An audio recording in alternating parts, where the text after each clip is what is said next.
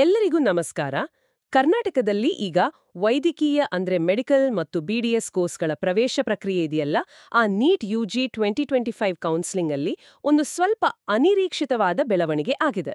ಹೌದು, ಮೂರನೇ ಸುತ್ತಿನ ಸೀಟು ಹಂಚಿಕೆ ರಿಸಲ್ಟ್ಸ್ ಬರಬೇಕಿತ್ತು, ಆದರೆ ಅದನ್ನ ಸದ್ಯಕ್ಕೆ ತಡೆಹಿಡಿದಿದ್ದಾರೆ. ಹೌದು, ಇದರಿಂದ ಸಾವಿರಾರು ವಿದ್ಯಾರ್ಥಿಗಳು, ಪೋಷಕರಲ್ಲಿ ಸಹಜವಾಗಿಯೇ ಸ್ವಲ್ಪ ಗೊಂದಲ, ಆತಂಕ ಶುರುವಾಗಿದೆ. ನಿಜ, ಇದು ಬರೀ ಒಂದು ರಿಸಲ್ಟ್ ತಡ ಆಗಿರೋದಷ್ಟೇ ಅಲ್ಲ, ಇದು ಆ ಇಡೀ ಅಡ್ಮಿಷನ್ ಪ್ರೋಸೆಸ್ನ ಪಾರದರ್ಶಕತೆ ಬಗ್ಗೆನೇ ಕೆಲವು ಪ್ರಶ್ನೆಗಳನ್ನು ಎತ್ತಿದೆ. ಇಷ್ಟು ಮುಖ್ಯವಾದ ಹಂತದಲ್ಲಿ ಹೀಗಾಗಿರೋದು ಗಮನಿಸಬೇಕಾದ ವಿಷಯ. ಖಂಡಿತ. ಹಾಗಾಗಿ ಇವತ್ತು ನಾವು ಇದೇ ವಿಷಯವನ್ನ ಸ್ವಲ್ಪ ಆಳವಾಗಿ ನೋಡೋಣ. ನಮ್ಮ ಹತ್ರ ಇರೋದು ನವೆಂಬರ್ 3, 2025 ತನಕದ ಮಾಹಿತಿ. ಇದರ ಆಧಾರದ ಮೇಲೆ ಕೆಇಎ ಅಂದ್ರೆ ಕರ್ನಾಟಕ ಪರೀಕ್ಷಾ ಪ್ರಾಧಿಕಾರ, ಆಮೇಲೆ ಹೈಕೋರ್ಟ್ ಯಾಕೆ ಮಧ್ಯೆ ಬಂತು, ವಿದ್ಯಾರ್ಥಿಗಳ ಕಳವಳ ಏನು, ಇದೆಲ್ಲವನ್ನೂ ನೋಡೋಣ. ಯಾಕೆ ಈ ವಿಳಂಬ ಆಯಿತು, ಕೋರ್ಟ್ ಏನ್ ಹೇಳಿದೆ, ಎಲ್ಲಕ್ಕಿಂತ ಮುಖ್ಯವಾಗಿ ಮುಂದೇನಾಗಬಹುದು. ಸರಿ, ಇದನ್ನ ಸ್ವಲ್ಪ ಬಿಡಿಸಿ ನೋಡೋಣ. ಹೌದು, ಆದ್ರೆ ಅದು ಆಗ್ಲಿಲ್ಲ. ಮುಖ್ಯ ಕಾರಣ ಏನಂದ್ರೆ, ಕೆಲವು ಮೆಡಿಕಲ್ ಆಕಾಂಕ್ಷಿಗಳು ಅಂದ್ರೆ ಸ್ಟೂಡೆಂಟ್ಸ್ ಈ ಸೀಟ್ ಹಂಚಿಕೆ ಪ್ರಕ್ರಿಯೆ ಸರಿಯಿಲ್ಲ, ಇದರಲ್ಲಿ ಅಕ್ರಮ ಆಗಿದೆ ಅಂತ ಆರೋಪ ಮಾಡಿ ನೇರವಾಗಿ ಹೈಕೋರ್ಟಿಗೆ ಹೋಗಿದ್ದಾರೆ. ಓ ಹಾಗಾ. ಈ ಆರೋಪಗಳು ಅಂದ್ರೆ ಸುಮ್ಮನೆ ಏನೋ ಹೇಳಿದ್ದಲ್ಲ, ಸ್ಪೆಸಿಫಿಕ್ ಆಗಿ ಏನಾದ್ರೂ ಅಂಶಗಳಿವ್ಯಾ? ಅದ್ರ ಬಗ್ಗೆ ಸ್ವಲ್ಪ ಹೇಳ್ತೀರಾ? ಹೌದು, ಖಂಡಿತ. ಅವರ ಮೇನ್ ಆರೋಪಗಳು ಒಂದು 3 ಮುಖ್ಯ ಪಾಯಿಂಟ್ ಸುತ್ತಾ ಇದೆ. ಮೊದಲನೇದು, ಕೆಲವು ಸೀಟುಗಳನ್ನ ಆನ್ಲೈನ್ ಸೀಟ್ ಮ್ಯಾಟ್ರಿಕ್ಸ್ನಲ್ಲಿ, ಅಂದ್ರೆ ಯಾವ್ಯಾವ ಸೀಟ್ ಖಾಲಿ ಇದೆ ಅಂತ ತೋರಿಸೋ ಲಿಸ್ಟ್ ಇದೆಯಲ್ಲ, ಆ ಆಫಿಷಿಯಲ್ ಲಿಸ್ಟ್. ಹೌದು, ಅದರಲ್ಲಿ ಸರಿಯಾಗಿ ತೋರಿಸಿಲ್ಲ ಅನ್ನೋದು ಒಂದು ವಾದ. ಓ, ಇದರಿಂದ ಏನಾಗುತ್ತೆ? ಸೀಟುಗಳು ಸರಿ ಕಾಣಿಸಿಲ್ಲ ಅಂದ್ರೆ? ಈಗ ನೋಡಿ, ಸೀಟು ಇದೆ ಅಂತ ಗೊತ್ತೇ ಆಗ್ಲಿಲ್ಲ ಅಂದ್ರೆ ಅರ್ಹ ವಿದ್ಯಾರ್ಥಿಗಳಿಗದು ಸಿಗೋ ಚಾನ್ಸೇ ಇರಲ್ಲ ಅಲ್ವಾ? ಇದು ಕಾಂಪಿಟೇಷನ್ ಮೇಲೆ ಪರಿಣಾಮ ಬೀರುತ್ತೆ, ಕೆಲವರಿಗೆ ಅನ್ಯಾಯ ಆಗ್ಬಹುದು. ಪಾರದರ್ಶಕತೆನೇ ಇಲ್ಲಿ ಮಿಸ್ ಆಗಿದೆ ಅಂತ ಅವರ ಆರೋಪ. ಸರಿ, ಅರ್ಥ ಆಯ್ತು. ಎರಡನೇ ಆರೋಪ ಏನು?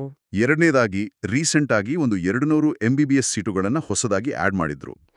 ಆ ಸೀಟುಗಳು ಎಲ್ಲ ಅರ್ಹ ಅಭ್ಯರ್ಥಿಗಳಿಗೂ ಚಾಯ್ಸ್ ಫಿಲ್ಲಿಂಗ್ಗೆ ಸಿಗಲಿಲ್ಲ, ಅಂದ್ರೆ ಎಲ್ಲರಿಗೂ ಸಮಾನವಾಗಿ ಲಭ್ಯ ಇರಲಿಲ್ಲ ಅನ್ನೋದು ಇನ್ನೊಂದು.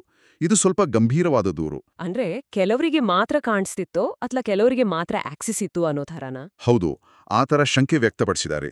ಇದು ಕೂಡ ಈಕ್ವಲ್ ಆಪರ್ಚುನಿಟಿ ಇದೆಯಲ್ಲ, ಸಮಾನ ಅವಕಾಶ, ಅದಕ್ಕೆ ವಿರುದ್ಧವಾಗಿದೆ ಅಂತ. ನಿಜ, ಹೊಸ ಸೀಟು ಬಂತು ಅಂದ್ರೆ ಅದು ಎಲ್ಲರಿಗೂ ಒಂದೇ ರೀತಿ ತಿಳಿಬೇಕು, ಒಂದೇ ರೂಲ್ಸ್ ಅಪ್ಲೈ ಆಗ್ಬೇಕು. ಖಂಡಿತ. ಇನ್ನು ಮೂರನೇದಾಗಿ, ಕೆಲವು ನಿರ್ದಿಷ್ಟ ಕಾಲೇಜುಗಳಿಗೆ ಸೀಟ್ ಅಲಾಟ್ಮೆಂಟಲ್ಲಿ ಏನೋ ಆದ್ಯತೆ ಕೊಟ್ಟಿದ್ದಾರೆ, ಅಥವಾ ರೂಲ್ಸ್ ಬೈಪಾಸ್ ಮಾಡಿ ಫೇವರ್ ಮಾಡಿದ್ದಾರೆ ಅನ್ನೋ ಒಂದು ಅನುಮಾನನೂ ಇದೆ. ಓ, ಇದು ಇಡೀ ಪ್ರಾಸೆಸ್ನ ನಿಷ್ಪಕ್ಷಪಾತತೆ ಬಗ್ಗೆನೇ ಪ್ರಶ್ನೆ ಎತ್ತುತ್ತೆ ಹಾಗಾದ್ರೆ. ಹೌದು, ಈ ಆರೋಪಗಳೆಲ್ಲ ನೋಡಿದ್ರೆ ಹೈಕೋರ್ಟ್ ಮಧ್ಯಪ್ರವೇಶ ಮಾಡಿದ್ದು ಬಹುಶಃ ಅನಿವಾರ್ಯನೇ ಇತ್ತು ಅನ್ಸುತ್ತೆ. ಹೌದು. ಹಾಗಾದ್ರೆ ಕೋರ್ಟ್ ಏನ್ ಮಾಡಿದೆ? ನಿರ್ದಿಷ್ಟವಾಗಿ ಏನ್ ಡೈರೆಕ್ಷನ್ಸ್ ಕೊಟ್ಟಿದೆ ಕೆಇಎಗೆ? ಇಲ್ಲಿ ಗಮನಿಸಬೇಕಾದ ಅಂಶ ಅಂದ್ರೆ, ಕೋರ್ಟ್ ತುಂಬಾ ಬೇಗ ಮತ್ತು ಸ್ಪಷ್ಟವಾಗಿ ರೆಸ್ಪಾಂಡ್ ಮಾಡಿದೆ. ಈ ಆರೋಪಗಳನ್ನ ಸೀರಿಯಸ್ ಆಗಿ ತಗೊಂಡು ತಕ್ಷಣ ಕೆಲವು ಇಂಪಾರ್ಟೆಂಟ್ ಡೈರೆಕ್ಷನ್ಸ್ ಕೊಟ್ಟಿದೆ ಕೆಇಎಗೆ. ಮೊದಲನೇದು, ಫೈನಲ್ ರಿಸಲ್ಟ್ಸ್ ಇದೆಯಲ್ಲ, 3ನೇ ರೌಂಡು, ಅದನ್ನ ಅನೌನ್ಸ್ ಮಾಡೋದನ್ನ ತಕ್ಷಣ ನಿಲ್ಲಿಸಿ ಅಂತ ಆರ್ಡರ್ ಮಾಡಿದೆ. ಇದು ಇಮಿಡಿಯೇಟ್ ಆಕ್ಷನ್. ಅಬ್ಬಾ, ಅಂದ್ರೆ ಸದ್ಯಕ್ಕೆ ರಿಸಲ್ಟ್ಸ್ ಇಲ್ಲ, ಬೇರೆ ಇನ್ನೇನ್ ಹೇಳಿದೆ ಕೋರ್ಟು? ಎರಡನೇದಾಗಿ, ಕೆಇಎಗೆ ಒಂದು ಅಫಿಡವಿಟ್ ಅಂದ್ರೆ ಪ್ರಮಾಣ ಪತ್ರ ಸಲ್ಲಿಸೋಕ್ ಹೇಳಿದೆ. ಅದರಲ್ಲಿ ಈ ಆರೋಪಗಳಿಗೆಲ್ಲ ಉತ್ತರ ಕೊಡಬೇಕು. ವಿಶೇಷವಾಗಿ ಆ ಹೊಸ ಸೀಟುಗಳನ್ನು ಹೇಗೆ ಸೇರಿಸಿದ್ರು, ಅದಕ್ಕೆ ಯಾವ ಪ್ರೊಸೀಜರ್ ಫಾಲೋ ಮಾಡಿದ್ರು ಅಂತ ವಿವರವಾಗಿ ತಿಳಿಸಬೇಕು. ಅಂದ್ರೆ ಕೆಇಎ ಈಗ ಕೋರ್ಟ್ ಮುಂದೆ ತಮ್ಮ ಪ್ರಕ್ರಿಯೆಯನ್ನ ಸಮರ್ಥನೆ ಮಾಡ್ಕೋಬೇಕು. ಹೌದು, ಪಾರದರ್ಶಕತೆ ಮುಖ್ಯ ಅಂತ ಕೋರ್ಟ್ ಖಚಿತಪಡಿಸ್ಕೊಳ್ತಾ ಇದೆ.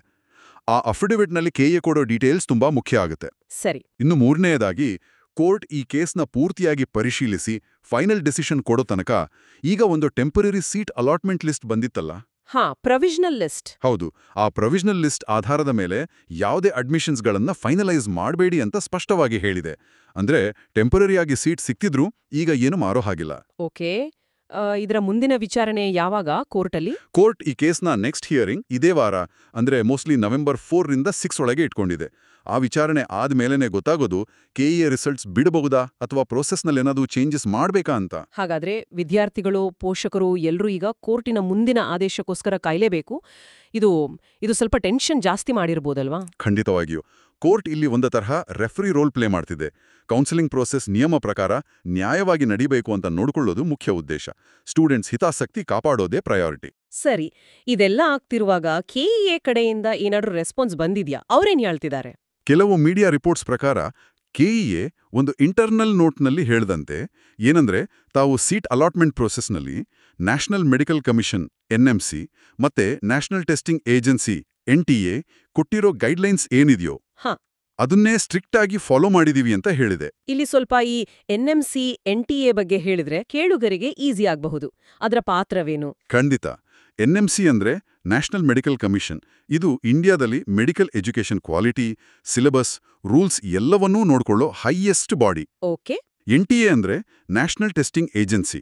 ನೀಟ್ ಎಕ್ಸಾಮ್ ನಡೆಸೋದು ಅವರೇ. ಸೊ ಕೆಇಎ ಹೇಳ್ತಿರೋದು ಈ ನ್ಯಾಷನಲ್ ಬಾಡೀಸ್ ಹಾಕಿಕೊಟ್ಟ ರೂಲ್ಸ್ ಪ್ರಕಾರನೇ ನಾವು ಮಾಡಿದೀವಿ ಅಂತ. ಅಂದ್ರೆ ತಮ್ಮ ಕಡೆಯಿಂದ ಏನು ತಪ್ಪಾಗಿಲ್ಲ ಅನ್ನೋದು ಕೆಇಎ ವಾದ. ಆದ್ರೆ ಇದಕ್ಕಿಂತ ಇಂಪಾರ್ಟೆಂಟ್ ಆದ ಇನ್ನೊಂದು ವಿಷಯನ ಕೆಇಎ ಹೇಳಿದೆ ಅಂತ ವರದಿಯಾಗಿದೆ ಅಲ್ವಾ? ಅದು ಹೌದು. ಇಲ್ಲಿ ನಿಜವಾಗ್ಲೂ ಗಮನಿಸಬೇಕಾದ ವಿಷಯ ಏನಂದ್ರೆ ಕೆಇಎ ದೃಢೀಕರಿಸಿರುವ ಇನ್ನೊಂದು ಮುಖ್ಯ ಅಂಶ ಏನಪ್ಪಾ ಅಂದ್ರೆ ಈ ವರ್ಷ 2025ಕ್ಕೆ ಕರ್ನಾಟಕದಲ್ಲಿ ಎಂಬಿಬಿಎಸ್ ಬಿಡಿಎಸ್ ಕೌನ್ಸಿಲಿಂಗ್ನ ಈ 3ನೇ ರೌಂಡ್ ಇದೆಯಲ್ಲ, ಅದೇ ಅಫಿಷಿಯಲ್ ಆಗಿ ಕೊನೆಯ ಸುತ್ತು ಅಂತೆ, ಫೈನಲ್ ರೌಂಡ್. ಓ, ಕೊನೆಯ ಸುತ್ತ ಅಂದ್ರೆ ಸಾಮಾನ್ಯವಾಗಿ mop-up round, stray vacancy round ಅಂತೆಲ್ಲ ಇರುತ್ತಲ್ಲ? ಹೌದು, ನಾರ್ಮಲಿ ಇರುತ್ತೆ. ಆದ್ರೆ ಕೆಇಎ ಸ್ಪಷ್ಟವಾಗಿ ಹೇಳಿರೋ ಪ್ರಕಾರ ಈ 3ನೇ ರೌಂಡ್ ಆದ್ಮೇಲೆ ಕೆಇಎ ಇನ್ಯಾವುದೇ ಎಕ್ಸ್ಟ್ರಾ ರೌಂಡ್ಸ್ ಅಂದ್ರೆ ಮಾಪಪ್ ಆಗ್ಲಿ, ಸ್ಟ್ರೇ ವೇಕೆನ್ಸಿ ಆಗ್ಲಿ, ಸ್ಟೇಟ್ ಕೋಟಾ ಸೀಟುಗಳಿಗೆ ನಡೆಸೋದಿಲ್ಲಂತೆ. ಅಯ್ಯೋ, ಇದರರ್ಥ ಈ ವರ್ಷ ಕೆಇಎ ಮೂಲಕ ಸ್ಟೇಟ್ ಕೋಟಾದಲ್ಲಿ ಸೀಟ್ ಪಡ್ಕೊಳ್ಳೋಕೆ ಇದುವೇ ಲಾಸ್ಟ್ ಚಾನ್ಸ್ ಅಂತಾಯ್ತು. ಎಕ್ಸಾಕ್ಟ್ಲಿ. ಇದನ್ನ ದೊಡ್ಡ ಚಿತ್ರಕ್ಕೆ ಜೋಡಿಸಿದ್ರೆ ಇದು ವಿದ್ಯಾರ್ಥಿಗಳ ಮೇಲಿನ ಪ್ರೆಷರ್ನ ಇನ್ನಷ್ಟು ಜಾಸ್ತಿ ಮಾಡುತ್ತೆ. ಯಾಕಂದ್ರೆ ಈ ರೌಂಡಲ್ಲಿ ಸೀಟ್ ಸಿಗ್ಲಿಲ್ಲ ಅಂದ್ರೆ, ಅಥವಾ ಈಗ ಈ ವಿವಾದದಿಂದ ಸೀಟ್ ಕನ್ಫರ್ಮ್ ಆಗ್ಲಿಲ್ಲ ಅಂದ್ರೆ ಕೆಇಎ ಕಡೆಯಿಂದ ಅವರಿಗೆ ಬೇರೆ ಅವಕಾಶನೇ ಇಲ್ಲ ಈ ವರ್ಷಕ್ಕೆ. ಹೌದು. ಈ 3ನೇ ರೌಂಡೇ ಫೈನಲ್ ಅನ್ನೋ ಅನೌನ್ಸ್ಮೆಂಟ್ ಇದೆಯಲ್ಲ, ಇದು ಈಗ ನಡೀತಿರೋ ಕೋರ್ಟ್ ಕೇಸಿಗೆ ಇನ್ನಷ್ಟು ಮಹತ್ವ ತಂದುಕೊಟ್ಟಿದೆ. ಪ್ರತಿಯೊಂದು ಸೀಟಿನ ಹಂಚಿಕೆ ಕೂಡ ತುಂಬಾ ನಿಖರವಾಗಿ, ನ್ಯಾಯವಾಗಿ ನಡಿಬೇಕು ಅನ್ನೋದು ಮೊದಲಿಗಿಂತ ಈಗ ತುಂಬಾ ಮುಖ್ಯ. ಯಾಕಂದ್ರೆ ಏನಾದರೂ ತಪ್ಪಾದ್ರೆ ಸರಿ ಮಾಡ್ಕೊಡೋಕೆ ಮುಂದಿನ ರೌಂಡ್ಸ್ ಇಲ್ಲ. ನಿಜಕ್ಕೂ ಇದು ಪರಿಸ್ಥಿತಿಯನ್ನ ಇನ್ನಷ್ಟು ಗಂಭೀರ ಮಾಡಿದೆ. ಹಾಗಾದ್ರೆ ಈಗ ಈ ಗೊಂದಲ, ಅನಿಶ್ಚಿತತೆ ಇದೆಯಲ್ಲ, ಇಂಥ ಟೈಮಲ್ಲಿ ಸ್ಟೂಡೆಂಟ್ಸ್, ಪೇರೆಂಟ್ಸ್ ಏನ್ ಮಾಡ್ಬೇಕು? ಅವರಿಗೆ ನಿಮ್ಮ ಸಲಹೆ ಏನು? ಮೊದಲು ಮತ್ತು ಮುಖ್ಯವಾಗಿ ಟೆನ್ಷನ್ ಮಾಡ್ಕೋಬೇಡಿ, ಪ್ಯಾನಿಕ್ ಆಗೋ ಅವಶ್ಯಕತೆ ಇಲ್ಲ. ಇದು ಪ್ರೋಸೆಸ್ನಲ್ಲಾಗಿರೋ ಒಂದು ಟೆಂಪರರಿ ಅಡಚಣೆ. ಸರಿ. ಕೆಇಎ ಖಂಡಿತವಾಗ್ಲೂ ಕೋರ್ಟ್ ಆರ್ಡರ್ ಬಂದ ಮೇಲೆ ಅವರ ಅಫಿಷಿಯಲ್ ವೆಬ್ಸೈಟ್ ಇದೆಯಲ್ಲ, https://ctonline.karnataka.gov.in KEA, ಅಲ್ಲಿ ಅಪ್ಡೇಟೆಡ್ ಕ್ಲಿಯರ್ ಆದ ನೋಟಿಫಿಕೇಶನ್ ಹಾಕ್ತಾರೆ. ಅಲ್ಲಿವರೆಗೂ ಸ್ವಲ್ಪ ತಾಳ್ಮೆ ಇರಲಿ. ಓಕೆ. ಎರಡನೆಯದಾಗಿ, ರಿಸಲ್ಟ್ಸ್ ಯಾವಾಗ ಬೇಕಾದ್ರೂ ಬರ್ಬೋದು ಅನ್ನೋ ಕಾರಣಕ್ಕೆ ತಮ್ಮ ಲಾಗಿನ್ ಕ್ರೆಡೆನ್ಷಿಯಲ್ಸ್ ಏನಿದೆ ಅದನ್ನ ರೆಡಿ ಇಟ್ಕೊಂಡಿದ್ರೆ ಒಳ್ಳೇದು. ಅನೌನ್ಸ್ ಮಾಡಿದ ತಕ್ಷಣ ಚೆಕ್ ಮಾಡ್ಬೋದು.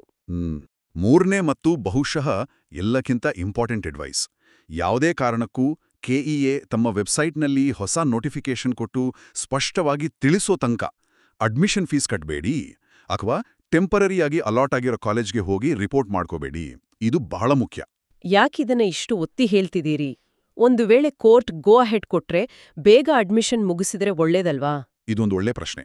ನೋಡಿ, ಕೋರ್ಟ್ ಪರ್ಮಿಷನ್ ಕೊಟ್ಟರೂ ಕೂಡ ಕೆಇಎ ಅದನ್ನ ಅವರ ಪ್ರೊಸೀಜರ್ ಪ್ರಕಾರ ಅಫಿಷಿಯಲ್ ಆಗಿ ಅನೌನ್ಸ್ ಮಾಡಿ ಫೀಸ್ ಕಟ್ಟೋಕೆ, ರಿಪೋರ್ಟ್ ಮಾಡಕ್ಕೆ ಶೆಡ್ಯೂಲ್ ಕೊಡಬೇಕು. ಹೌದು. ಆ ಅಫಿಷಿಯಲ್ ನೋಟಿಸ್ ಬರೋ ಮೊದಲೇ ನಾವು ಅವಸರ ಮಾಡಿ ಫೀಸ್ ಕಟ್ಟಿದ್ರೆ ಅಥವಾ ರಿಪೋರ್ಟ್ ಮಾಡಿದ್ರೆ, ಒಂದು ವೇಳೆ ಕೆಇಎ ಪ್ರಾಸೆಸ್ನಲ್ಲಿ ಏನಾದರೂ ಚಿಕ್ಕ ಪುಟ್ಟ ಬದಲಾವಣೆ ಮಾಡಿದ್ರೆ, ಕೋರ್ಟ್ ಹೇಳಿದ ಹಾಗೆ ಏನಾದರೂ ಅಡ್ಜಸ್ಟ್ಮೆಂಟ್ ಮಾಡಿದ್ರೆ, ಅದರ ಸುಮ್ಮನೆ ಕನ್ಫ್ಯೂಷನ್ ಆಗ್ಬೋದು. ಸರಿ ಸರಿ. ಹಣಕಾಸಿನ ಪ್ರಾಬ್ಲಮ್ಸ್ ಕೂಡ ಬರ್ಬೋದು. ಅದಕ್ಕೆ ಕೆಇಎ ಅಫಿಷಿಯಲ್ ಆಗಿ ಅನೌನ್ಸ್ ಮಾಡೋ ತನಕ ವೇಟ್ ಮಾಡೋದೇ ಸೇಫ್. ಅಂದ್ರೆ ತಾಳ್ಮೆ ಇರಬೇಕು ಮತ್ತು ಅಫಿಷಿಯಲ್ ಇನ್ಫಾರ್ಮೇಷನ್ಗೆ ಕಾಯ್ಬೇಕು. ಇದು ಸದ್ಯದ ಸೂತ್ರ. ಸರಿ. 4ನೇದಾಗಿ, ಈ ವಾರ ಕೆಇಎ ಕಡೆಯಿಂದ ಏನಾದ್ರೂ ಪ್ರೆಸ್ ರಿಲೀಸ್ ಬರುತ್ತಾ? ಮತ್ತು ಮುಖ್ಯವಾಗಿ ಹೈಕೋರ್ಟ್ ಹಿಯರಿಂಗ್ ಏನಾಗತ್ತೆ ಅಂತ ಗಮನಿಸ್ತಾ ಇರಬೇಕು ಅಲ್ವಾ? ಹೌದು, ಖಂಡಿತ. ಇಲ್ಲಿ ಇನ್ನೊಂದು ವಿಷಯವನ್ನ ಸ್ಟ್ರೆಸ್ ಮಾಡಬೇಕು. ಇನ್ಫಾರ್ಮೇಷನ್ಗೆ ಕೇವಲ ಅಫಿಷಿಯಲ್ ಸೋರ್ಸ್ ಮೇಲೇನೆ ಡಿಪೆಂಡ್ ಆಗಿ. ಅಂದ್ರೆ ಕೆಇಎ ವೆಬ್ಸೈಟ್, ctonline.karnataka.gov.in ಮತ್ತು ಕೋರ್ಟಿನ ಅಫಿಷಿಯಲ್ ಪ್ರಕಟಣೆಗಳು ಮಾತ್ರ. ವಾಟ್ಸ್ಆಪ್ ಫಾರ್ವರ್ಡ್ಗಳು, ಸೋಷಿಯಲ್ ಮೀಡಿಯಾದಲ್ಲಿ ಬರೋ ರೂಮರ್ಸು ಅಥವಾ ಅನಧಿಕೃತ ನ್ಯೂಸ್ ನೋಡಿ ಡಿಸಿಷನ್ ತಗೋಬೇಡಿ. ಅದರಿಂದ ಇನ್ನಷ್ಟು ಗೊಂದಲ ಆಗತ್ತೆ ಅಷ್ಟೇ. ಹಾಗಾದ್ರೆ ಇದೆಲ್ಲದರ ಅರ್ಥವೇನು?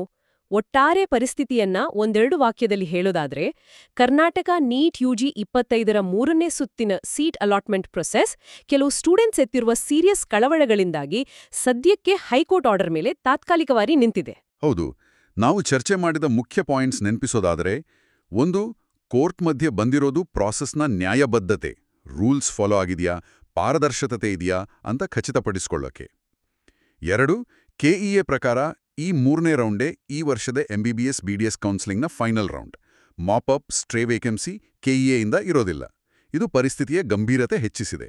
ಮತ್ತು 3ನೇದಾಗಿ, ಪ್ರಾಕ್ಟಿಕಲ್ ಆಗಿ ಎಲ್ರಿಗೂ ಅನ್ವಯಿಸೋದು ಸ್ಟೂಡೆಂಟ್ಸು ಹೈಕೋರ್ಟಿನ ಫೈನಲ್ ಡಿಸಿಷನ್ ಬರೋ ತನಕ ಮತ್ತು ಕೆಇಎ ಅಫಿಷಿಯಲ್ ಆಗಿ ಮುಂದಿನ ಸ್ಟೆಪ್ಸ್ ಹೇಳೋ ತನಕ ಕಾಯಲೇಬೇಕು. ಅಲ್ಲಿವರೆಗೂ ಫೀಸ್ ಕಟ್ಟೋದು, ಕಾಲೇಜ್ಗೆ ರಿಪೋರ್ಟ್ ಮಾಡೋದು ಏನೂ ಮಾಡಬಾರ್ದು. ನಿಖರವಾಗಿ ಸದ್ಯಕ್ಕೆ ಎಲ್ಲರ ಗಮನ ಹೈಕೋರ್ಟಿನ ಮುಂದಿನ ವಿಚಾರಣೆ ಮೇಲೆ ಇದೆ. ಅದು ಈ ವಾರದಲ್ಲೇ ನವೆಂಬರ್ 4ರಿಂದ 6ರ ನಡುವೆ ಆಗ್ಬೋದು. ಕೋರ್ಟ್ ಬೇಗ ಒಂದು ಕ್ಲಿಯರ್ ಡಿಸಿಷನ್ ಕೊಡ್ಲಿ, ಕೆಇಎ ಆದಷ್ಟು ಬೇಗ ಫೈನಲ್ ರಿಸಲ್ಟ್ಸ್ ಅನೌನ್ಸ್ ಮಾಡಿ ಈ ಅನಿಶ್ಚಿತತೆ ಮುಗಿಸ್ಲಿ ಅಂತ ಆಶಿಸೋಣ. ಈ ಇಡೀ ಘಟನೆ ಇದೆಯಲ್ಲ, ಇದು ಕೇವಲ ಈ ವರ್ಷದ ಕೌನ್ಸಿಲಿಂಗ್ ಬಗ್ಗೆ ಅಷ್ಟೇ ಅಲ್ಲ, ಮುಂದೆ ಏನಾಗ್ಬೇಕು ಅನ್ನೋದ್ರ ಬಗ್ಗೆನೂ ಕೆಲವು ಪ್ರಶ್ನೆಗಳನ್ನ ಕೇಳೋ ಹಾಗಿದೆ ಅಲ್ವಾ? ಖಂಡಿತ. ಈ ಇಡೀ ಘಟನೆ ನಮ್ಮನ್ನ ಇನ್ನೊಂದು ಆಳವಾದ ವಿಷಯದ ಬಗ್ಗೆ ಯೋಚನೆ ಮಾಡೋಕೆ ಪ್ರೇರೇಪಿಸುತ್ತೆ. ಲಕ್ಷಾಂತರ ವಿದ್ಯಾರ್ಥಿಗಳ ಭವಿಷ್ಯ ಡಿಸೈಡ್ ಮಾಡೋ ಇಂಥ high competitive, high stakes admission ಪ್ರಾಸೆಸ್ಗಳಲ್ಲಿ ಟ್ರಾನ್ಸ್ಪರೆನ್ಸಿ ಅಂದ್ರೆ ಪಾರದರ್ಶಕತೆ ಎಷ್ಟು ಮುಖ್ಯ ಅನ್ನೋದನ್ನ ಇದು ಮತ್ತೆ ತೋರಿಸ್ಕೊಟ್ಟಿದೆ. ಹೌದು. ಅಷ್ಟೇ ಅಲ್ಲ, ಕ್ಲಿಯರ್ ಆದ ಟೈಮ್ಲಿ ಕಮ್ಯುನಿಕೇಷನ್ ಮತ್ತೆ ವಿದ್ಯಾರ್ಥಿಗಳ ಏನಾದರೂ ಕುಂದುಕೊರತೆಗಳಿದ್ರೆ, ದೂರುಗಳಿದ್ರೆ ಅದನ್ನ ಬೇಗ, ಸೆನ್ಸಿಟಿವ್ ಆಗಿ ಮತ್ತು ಎಫೆಕ್ಟಿವ್ ಆಗಿ ಬಗೆಹರಿಸೋಕೆ ಒಂದು ಸ್ಟ್ರಾಂಗ್ ಸಿಸ್ಟಮ್ ಇರಬೇಕು ಅನ್ನೋದನ್ನು ಇದು ಒತ್ತಿಗೇಳುತ್ತೆ. ನಿಜ. ಬಹುಶಃ ಮುಂದೆ ಈ ಥರ ಗೊಂದಲ, ವಿಳಂಬ, ಕೋರ್ಟ್ ಕೇಸ್ ಎಲ್ಲ ತಪ್ಪಿಸೋಕೆ, ಅಡ್ಮಿಷನ್ ಪ್ರೋಸೆಸ್ನ ಇನ್ನಷ್ಟು ಸ್ಮೂತ್ ಮಾಡೋಕೆ, ತಪ್ಪುಗಳಿಲ್ಲದ ಹಾಗೆ ಮಾಡೋಕೆ, ಎಲ್ಲಕ್ಕಿಂತ ಮುಖ್ಯವಾಗಿ ಸ್ಟೂಡೆಂಟ್ ಫ್ರೆಂಡ್ಲಿ ಮಾಡೋಕೆ ಸಿಸ್ಟಮ್ನಲ್ಲಿ ಏನೇನು ಸುಧಾರಣೆ ತರಬಹುದು ಅಂತ ಸಂಬಂಧಪಟ್ಟ ಅಧಿಕಾರಿಗಳು ಸೀರಿಯಸ್ ಆಗಿ ಯೋಚನೆ ಮಾಡಬೇಕಾದ ಸಮಯ ಇದು. ಸಾವಿರಾರು ಯುವ ಮನಸ್ಸುಗಳ ಕನಸು, ಪರಿಶ್ರಮ, ಭರವಸೆ ಅವರ ಭವಿಷ್ಯಕ್ಕೆ ಸಂಬಂಧಪಟ್ಟಿದ್ದು. ಸಿಸ್ಟಮ್ ಮೇಲಿನ ನಂಬಿಕೆ ಇದೆಯಲ್ಲ, ಅದನ್ನ ಉಳಿಸ್ಕೊಳ್ಳೋದು ಕೂಡ ಅಷ್ಟೇ ಮುಖ್ಯ. ಮುಂದೆ ಈ ದಿಶೆಯಲ್ಲಿ ಪಾಸಿಟಿವ್ ಚೇಂಜಸ್ ಆಗುತ್ತೆ ಅಂತ ಆಶಿಸೋಣ. ಇಂದಿನ ಈ ಚರ್ಚೆ ಇಲ್ಲಿಗೆ ಮುಗಿಯುತ್ತೆ. ಈ ವಿಷಯದಲ್ಲಿ ಮುಂದೆ ಏನಾಗುತ್ತೆ ಅಂತ ನಾವು ಗಮನಿಸ್ತಾ ಇರ್ತೀವಿ. ಕೇಳಿದ್ದಕ್ಕಾಗಿ ಧನ್ಯವಾದಗಳು.